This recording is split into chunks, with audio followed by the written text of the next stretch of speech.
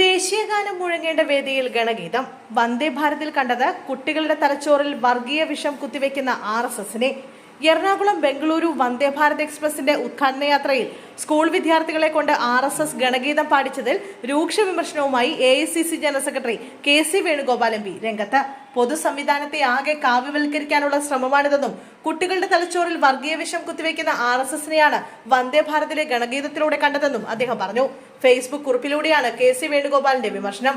ദേശീയഗാനം ഉയരേണ്ട വേദിയിലാണ് RSSന്റെ ഗാനം കേൾപ്പിച്ചത്. അതിനായി പറക്കമുറ്റാത്ത കുഞ്ഞുങ്ങളെ കൂടി ദുരുപയോഗം ചെയ്യിക്കുകയായിരുന്നു. ഇത് ഒരു കാരണവശാലും അംഗീകരിക്കാൻ കഴിയില്ല. കുട്ടികളുടെ തലച്ചോറിലും മനസ്സിലും വർഗീയ വിഷം കുത്തിവെക്കുന്ന RSSന്റെ ദ്രംഷ്ടകൾ നിറഞ്ഞ മുഖം ഇന്ന് ഭരണകൂടത്തിന്റേത് കൂടിയായി കഴിഞ്ഞുവെന്നും അദ്ദേഹം കുറിച്ചു.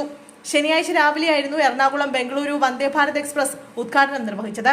പ്രധാനമന്ത്രി വീഡിയോ കോൺഫറൻസിലൂടെ ഉദ്ഘാടനം ചെയ്ത ശേഷം ആരംഭിച്ച കന്യായാത്രയിലായിരുന്നു സ്കൂൾ യൂണിഫോം അണിഞ്ഞ വിദ്യാർത്ഥിനികളും 2 അധ്യാപികമാരും ചേർന്ന് ട്രെയിനിനുള്ളിൽ ഗണഗീതം പാടിയത്. വീഡിയോ ദക്ഷിണ റെയിൽവേ സമൂഹ മാധ്യമങ്ങളിലൂടെ പങ്കുവച്ചതോടെ വിവാദത്തിനും തിരികൊളുത്തി. മാധ്യമങ്ങളിൽ വാർത്തയാവുകയും രാഷ്ട്രീയ നേതാക്കൾ വിമർശനമുയർത്തുകയും ചെയ്തതിന് പിന്നാലെ ദക്ഷിണ റെയിൽവേ വീഡിയോ പിൻവലിച്ചിരുന്നു. അതേസമയം ദക്ഷിണ റെയിൽവേയുടെ നടപടി അങ്ങേയറ്റം പ്രതിഷേധാർഹമാണെന്ന് മുഖ്യമന്ത്രി പിണറായി വിജയനും കുറ്റപ്പെടുത്തി. അപരമത വിദ്വേഷവും വർഗീയ വിഭജന രാഷ്ട്രീയവും നിരന്തരം പ്രസരിപ്പിക്കുന്ന RSSന്റെ ഗാനം സർക്കാരിന്റെ ഔദ്യോഗിക പരിപാടിയിൽ ഉൾപ്പെടുത്തിയത് ഭരണഘടനാ തത്വങ്ങളുടെ ലംഘനമാണ്.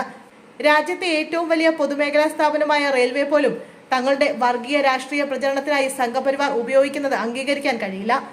ദേശഭക്തി ഗാനം എന്ന കുറിപ്പോടെ ഈ ഗണഗീതം സമൂഹ മാധ്യമങ്ങളിൽ പങ്കുവച്ച ദക്ഷിണ റെയിൽവേ സ്വയം പരിഹാസ്യമാവുന്നതിനൊപ്പം ഇന്ത്യൻ ദേശീയ പ്രസ്ഥാനത്തെ അപഹസിക്കുക കൂടിയാണ് ചെയ്യുന്നതെന്നും അദ്ദേഹം കുറ്റപ്പെടുത്തി.